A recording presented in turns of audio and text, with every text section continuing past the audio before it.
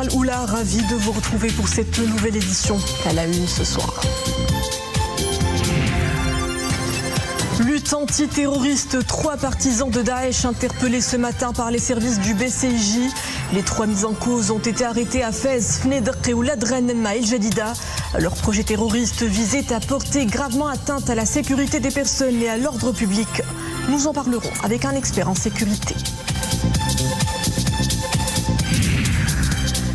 Le Moyen Atlas, les pieds dans l'eau. Les pluies orageuses se sont abattues quelques heures hier sur la province. Résultat, couvert végétal endommagé et axe routier fermé à la circulation. Nous le verrons notamment au niveau de la route nationale numéro 8, commune de Sid El-Mrfi, où la circulation se débloque.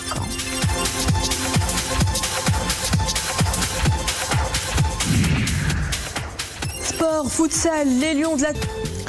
Bonsoir, arrestation ce matin de 3 partisans de Daesh soupçonnés de préparer des projets terroristes. Leur interpellation a été effectuée sur la base de renseignements fournis par les services de la Direction générale de la surveillance du territoire. Le Bureau central d'investigation judiciaire a interpellé les 3 individus dans les villes de Fès et de Fnedq, ainsi que dans la commune rurale d'Oulad Ghanem, province d'El Jadida. Sophia Fgrot. Les opérations d'interpellation ont eu lieu tôt ce matin, de manière séparée. Ce sont 3 partisans de l'organisation terroriste Daesh qui ont été arrêtés par des éléments du Bureau central d'investigation judiciaire relevant de la Direction générale de la surveillance du territoire. Les suspects âgés de 18 à 39 ans seraient impliqués dans la préparation de plusieurs projets terroristes visant à porter gravement atteinte à la sécurité des personnes et à l'ordre public. Les interpellations ont eu lieu dans les villes de Fnedq et de Fès, ainsi que dans la commune rurale de Oulad Ghanem, dans la province d'El Jadida. C'est ce que précise un communiqué du BCJ. Les perquisitions menées au domicile des mis en cause ont permis la saisie de supports électroniques qui seront soumis à l'expertise numérique nécessaire. Autre objet saisi, des armes blanches, un emblème de Daesh dessiné sur une pièce en bois et des manuscrits à caractère extrémiste. Selon les données préliminaires de l'enquête, les suspects ont adhéré de manière effective à la préparation de leur projet terroriste en acquérant une expertise dans le domaine de la fabrication d'engins explosifs. Ils comptaient cibler plusieurs services vitaux dans le royaume dans le cadre des opérations du terrorisme individuel, souligne le communiqué. Les mises en cause ont été placées en garde à vue pour les besoins de l'enquête menée par le BCJ sous la supervision du parquet en charge des affaires de terrorisme. Objectif, élucider tous leurs plans et projets terroristes et identifier leurs éventuelles ramifications avec des organisations terroristes à l'étranger. Pour le décryptage de cette actualité, Cherkaber Roudani, professeur universitaire expert en géostratégie et sécurité, est avec nous. Bonsoir. Bonsoir madame. Alors, quelles sont les spécificités de cette opération sécuritaire préventive et proactive qui a réussi à déjouer un projet terroriste ciblant plusieurs services vitaux dans le royaume, notamment dans le contexte du terrorisme individuel, comme mentionné dans le communiqué du BCJ? Mais écoutez, moi je pense aujourd'hui l'une des spécificités de cette opération, c'est qu'il vient dans un contexte d'ailleurs que connaît le monde et à l'échelle internationale. D'ailleurs, nous avons assisté ce matin-là à une attaque terroriste par le groupe de soutien islamique musulman de Ayad al-Ghali au Mali. Donc c'est une attaque qui montre qu'aujourd'hui dans cette région-là, surtout notamment dans la région de la bande sahélo-saharienne, il y a une prolifération sans précédent des attaques terroristes, notamment dans la région de l'Uptako-Gourma. La région du Golfe de Guinée aussi, il y avait des attaques terroristes quotidiennement, surtout dans la région, les frontières entre le Nigeria et le Bénin, surtout dans la région de Kinji. Donc, effectivement, aujourd'hui, nous sommes vraiment dans des attaques. Récemment, la coalition internationale avec les Américains, ils ont neutralisé 4 éléments en Irak qui font partie de Daesh. Ça fait 3 jours. Je parle d'Ahmed Hussein Hamid, je parle d'Abou Ali Tounsi, je peux dire aussi Abou Hamam.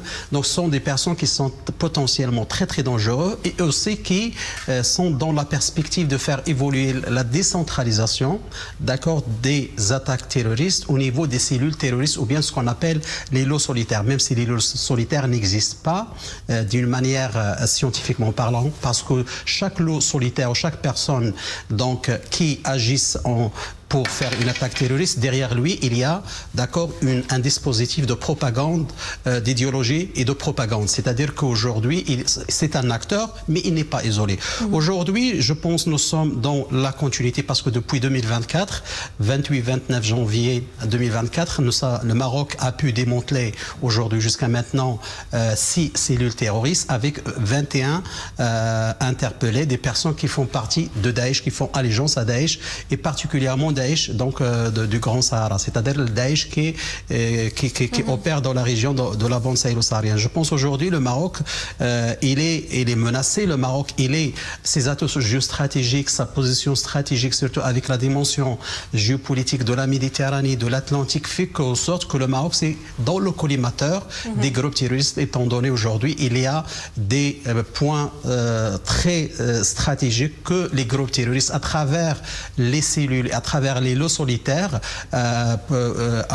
poussent pour que ces gens-là agissent de créer le désordre et de créer la peur et le désordre. Justement, le terrorisme recouvre un large éventail de menaces. Il est donc question de lever le voile sur cette notion ambiguë. Concrètement, quelles sont les différences entre les opérations antiterroristes dites de terrorisme individuel et celles dites organisées? Écoutez, lorsque vous parlez par exemple de l'attaque terroriste qu'a connue Bamako ce matin, là on parle du groupe terroriste de Xim. Mais étant donné la situation dans laquelle s'enlise la bande sahélo-saharienne et les pays de l'Afrique subsaharienne du Sahel, avec le manque de logistique, avec aussi le problème des ressources humaines et aussi de ce qu'on appelle le renseignement qui n'est pas vraiment adapté, adéquat, parce que ça nécessite des moyens, ça nécessite une stratégie, une vision globale, un commandement, une doctrine militaire de renseignement bien peaufinée. Aujourd'hui, donc dans les pays comme le Maroc, qui est un pays qui est avant-gardiste en matière de renseignement, en matière de lutte contre le terrorisme à l'échelle internationale, les groupes terroristes décentralisent les attaques, l'opérationnel au profit des cellules terroristes. C'est-à-dire qu'il a juste son commandement principal existant dans le royaume. Mais ces gens-là, ils travaillent, donc les réseaux sociaux devient, comme j'ai dit à maintes reprises dans votre plateau, devient une zone grise. C'est-à-dire que ces gens-là, ils sont doctrines à travers les réseaux sociaux et à travers aussi donc des plateformes électroniques et informatiques. Et je pense aujourd'hui, nous sommes dans, je le dis, donc l'îlot solitaire, c'est un mot qu'on peut dire qui est flou, mais sont des acteurs, mais ne sont pas vraiment liés à des groupes, à des mouvements, mais ils agissent au nom de ces mouvements-là. Et lorsque l'acte est porté, donc il y a une certaine récupération par Daesh ou par Al-Qaïda de cet acte-là. C'est le cas par exemple de Abdeslam El-Msoued l'année dernière à Bruxelles lorsqu'il a tué deux Suédois. C'était le solitaire, mais après, lorsque les choses ont approfondi en matière de renseignement, on découvre que cette personne-là, derrière lui, tout un dispositif d'idéologie et de propagande qui font partie de Daesh. Pour parler justement de cette adhésion idéologique, les personnes qui ont été arrêtées ce matin dans notre pays sont principalement des jeunes. Quels sont les facteurs qui expliquent leur radicalisation ? Vous savez, il faut le dire. D'ailleurs, il faut saluer le Maroc parce que le Maroc, il a joué, il a mis en place toute une stratégie globale pour lutter contre le terrorisme. Et d'ailleurs, ces groupes terroristes-là, ils sont dans ce qu'on appelle une stratégie de 1000 cuts strategy, ce qu'on appelle 10 000 entailles. C'est une stratégie donc, qui est véhiculée par Daesh pour faire beaucoup de dégâts, mais avec des coûts qui ne sont pas vraiment considérables. La spécificité de ces personnes qui ont été arrêtées, c'est effectivement, ils font partie de l'axe, c'est de l'axe Fnidaq, Martil, Tétouan, Tanger.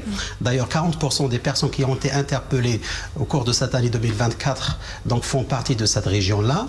Sont des gens qui sont pas vraiment bien formés, ils n'ont pas des diplômes, ils n'ont pas des formations bien adéquates, appropriées. Ils sont faciles d'être endoctrinés. Et d'ailleurs, dans la question de l'endoctrinement, il faut signaler une chose qui est très importante. Ces gens-là, à travers donc, les réseaux sociaux, qui rentrent en contact avec des profils qui font partie de la matrice globale du terrorisme, soit en Syrie, soit en Irak, soit en Afrique subsaharienne du Sahel, soit dans un autre pays. Donc ces gens-là, avec leur discours, avec leur manière de concevoir les choses, ce qu'on appelle le texte discours, donc arrivent de dépasser ce qu'on appelle le seuil de la peur. l'heure, c'est-à-dire ils sont prêts pour l'action, ils sont prêts pour commettre un crime ou bien une attaque terroriste. Donc de fait aujourd'hui, on parle de Fneda, on parle de Fès et on parle d'Al Jadida. Qui dit Al Jadida et dit Casablanca. Donc il y a une stratégie de peaufiner une attaque loin d'une surveillance accrue qui est comme Casablanca, comme Fès. Parce que même la personne qui a été interpellée à Fès, il est dans les petits patelins qui entourent Fès. C'est pas à Fès, mais dans les petits patelins. Donc c'est-à-dire il y a toute une stratégie globale pour attaquer la sécurité marocaine. Et cette approche anticipative du Royaume en matière de lutte contre le terrorisme prouve une fois de plus son efficience. Le Maroc est fort d'une stratégie de lutte contre la menace terroriste holistique. En contrepartie, comment agir pour rehausser la conscience collective contre d'éventuelles menaces terroristes dans le futur? Moi, je pense aujourd'hui, le Maroc, il a mis en place une stratégie proactive, une stratégie globale qui repose sur 5 piliers.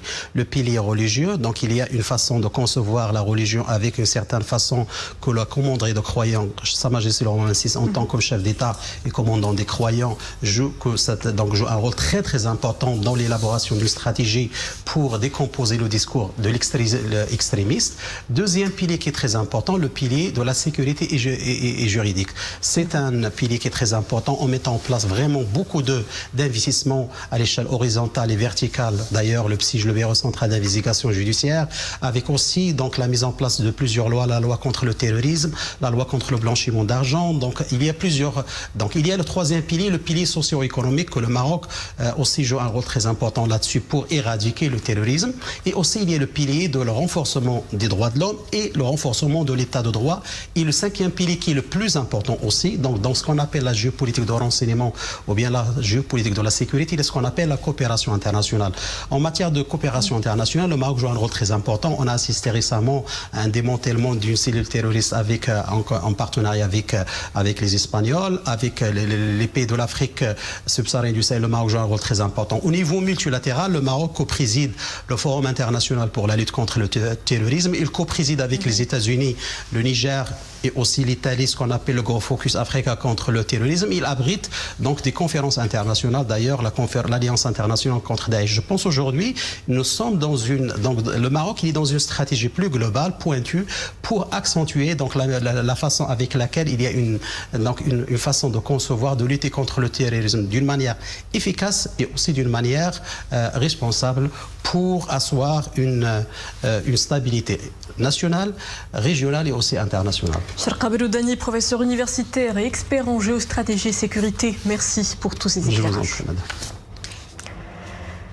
La pluie a fait un timide retour en ce début de semaine sur certaines de nos régions. Ces dernières 24 heures, il a été enregistré 6 mm à Bouarfa, 2 à Larache, puis moins d'1 millimètre à Midelt, Ifren et Khnitra.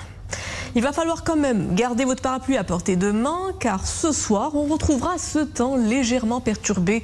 Des averses comprises entre 20 et 35 mm, Baléron, Taza, Gersif, Sfro, Taounet, Ifren, Boulman et Figik. Attention par ailleurs aux vents, de fortes rafales souffleront sur ces provinces. La pluie, c'est un véritable enchantement après des mois à sec, mais les quelques gouttes tombées hier étaient suffisantes pour endommager les plantations, notamment fruitières. La circulation au niveau des routes montagneuses du Moyen Atlas a été également entravée en raison notamment des chutes abondantes de grêle dans la commune Sidi El Merfi. Plusieurs tronçons de route de la route nationale recouverts de grêlons ont été rouverts à la circulation. Ahmed Fadeli et Sofia Fgrout. Des torrents d'eau qui se déversent et des crues qui recouvrent la chaussée désormais invisible. La hauteur des flots défie même celle des célèbres cyprès d'Ifren qui semblent avoir rétréci. Pendant 3 heures, la route nationale numéro 8 est restée coupée au niveau de Taouririne dans la province de Sidi El Merfi. Alors les automobilistes prennent leur mal en patience. Je suis conducteur de taxi, je viens d'Azro, mais la route est coupée, submergée par l'eau et il n'y a aucun passage possible. Je suis venu d'Azro à l'occasion de Eid el-Mawlid et je vais à Khnifra. Sur la route, un oued est sorti de son lit. Mais nous attendions ces pluies avec impatience. Même si nous sommes bloqués, l'attente est longue, ce n'est pas grave. Mais quand la pluie est plus que la bienvenue, la grêle, elle, est redoutée. Car voilà ce qu'elle peut faire aux arbres fruitiers. Dans cette plantation, toute la récolte de prunes est perdue, fauchée par des grêlons gros comme des balles de ping-pong. Plus loin, dans ce champ de grenadiers, la grêle a même fait quelques sans-abri. Le phénomène n'est pas nouveau dans la région, mais c'est sa durée qui est inédite. 2 heures de chute. Je n'ai jamais vu une telle averse. La grêle tombait comme des pierres. Le toit du hangar est aujourd'hui plein de trous. La récolte de pêche en souffre et il n'y a aucune olive épargnée.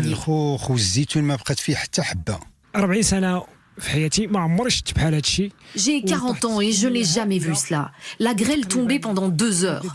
L'oignon que l'on conservait ici sur 1 hectare est perdu, tout comme les arbres et les olives. Si les pertes dues à la grêle sont importantes au niveau des récoltes, les agriculteurs espèrent que l'impact sera moindre sur les arbres. Ils espèrent aussi que ces averses augureront d'une année agricole avec des pluies plus abondantes. À présent, ce communiqué du procureur général du roi après la cour d'appel de Tétouan suite à la diffusion sur certains réseaux sociaux de photos de personnes en tenue de natation assises par terre et d'autres devant un mur en béton. Le procureur général du roi près la cour d'appel de Tétouan a annoncé que le parquet général a ordonné l'ouverture d'une enquête judiciaire à ce sujet afin de s'arrêter sur la véracité de ces faits et les circonstances de la diffusion de ces photos. Le procureur général du roi, après la cour d'appel de Tétouan, fait savoir que les effets juridiques découlant de ces faits seront établis dès l'achèvement de cette enquête confiée à la Brigade nationale de la police judiciaire, ajoutant que l'opinion publique sera informée des résultats de l'enquête. Direction Genève où des experts pointent l'enrôlement des enfants soldats dans les conflits armés à travers le monde, particulièrement dans les camps de Tindouf, qualifiant cette pratique de violation grave et d'obstacle à la paix et au développement. Position exprimée lors d'un panel organisé par l'ONG Commission indépendante des droits de l'homme Afrique en marge de la 57e session du Conseil des droits de l'homme. Le phénomène des enfants enrôlés de force dans les milices armées susciterait de profondes inquiétudes, affirment plusieurs militants des droits de l'homme. Dans l'actualité internationale, l'armée malienne déclare avoir le contrôle de la situation dans la capitale Bamako.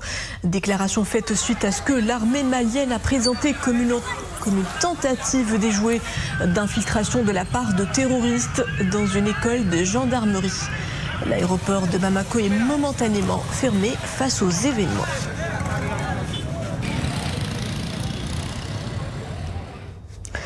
Le mouvement libanais Hezbollah a annoncé mardi la mort de 3 personnes, 2 de ses membres et une fillette, tués dans les explosions de beepers qui ont fait des centaines de blessés dans ses rangs au Liban.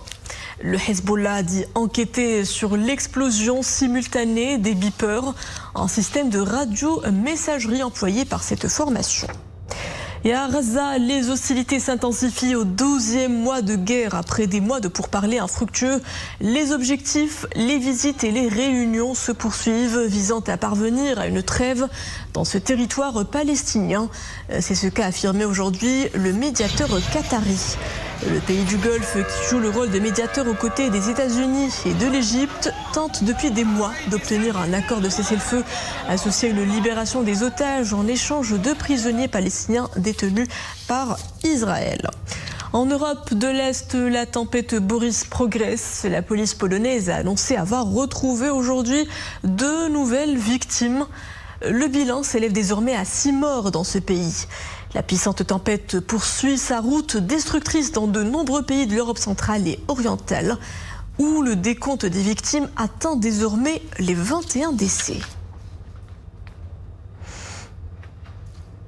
Les événements météorologiques extrêmes se multiplient aux 4 coins du globe, conséquence directe du changement climatique.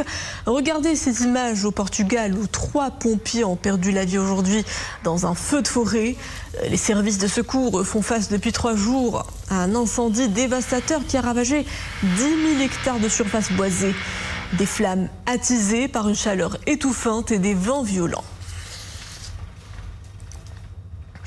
Les produits du Maroc en vedette à Miami, le Royaume est l'invité d'honneur du Salon international de l'industrie agroalimentaire de Miami. America's Food and Beverage 2024 fait vitrine aux saveurs du pays, des produits locaux qui s'exportent bien de l'autre côté de l'Atlantique. En atteste l'affluence vers le pavillon marocain. C'est un reportage de Hayat Fkhri et Maria Awad.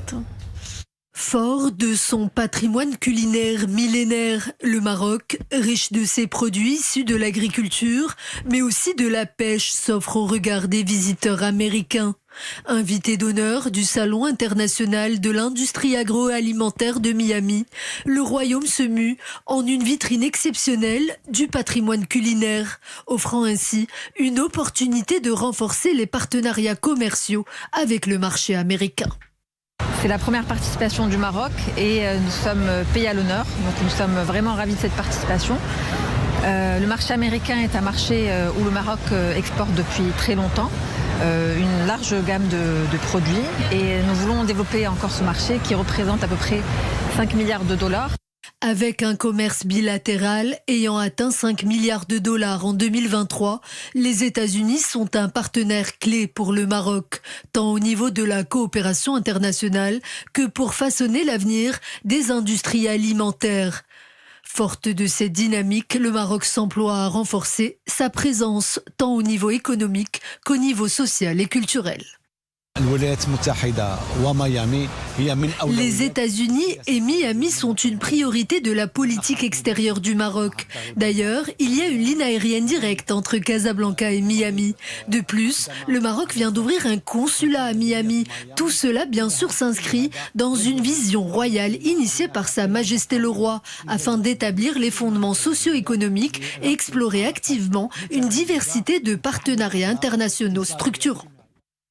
Véritable passerelle vers l'Afrique, le Maroc constitue un lien stratégique avec les États-Unis, notamment dans le domaine de l'agriculture, des exportations et de la sécurité alimentaire. De quoi construire des partenariats durables et de contribuer à l'avenir de nos industries. Les Lions de l'Atlas signent une entrée en lice victorieuse en Coupe du Monde de futsal. Les protégés de Hicham Dgig ont pris le meilleur sur le Tadjikistan, 4-2 à Tashkent. En match de la première journée du groupe E, les Lions de l'Atlas faisaient face à un adversaire engagé physiquement et très enthousiaste. Zakaria Mokrimbila.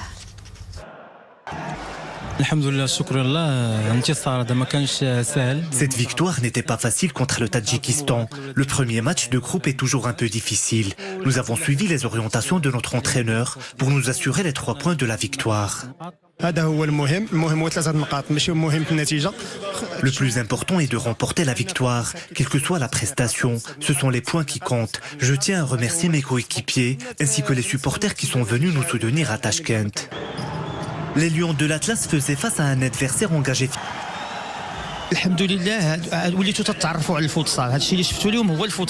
Cette rencontre est une parfaite illustration de la particularité du futsal. Ce n'est pas tout le temps que l'on gagne à un score de 10-0. Le futsal a la particularité de tenir les spectateurs en haleine. Les derniers instants peuvent être décisifs. Après 4-1, nous aurions pu en rajouter d'autres. Aujourd'hui, le rythme de jeu était soutenu. Nous essayons de tirer les leçons de chaque rencontre.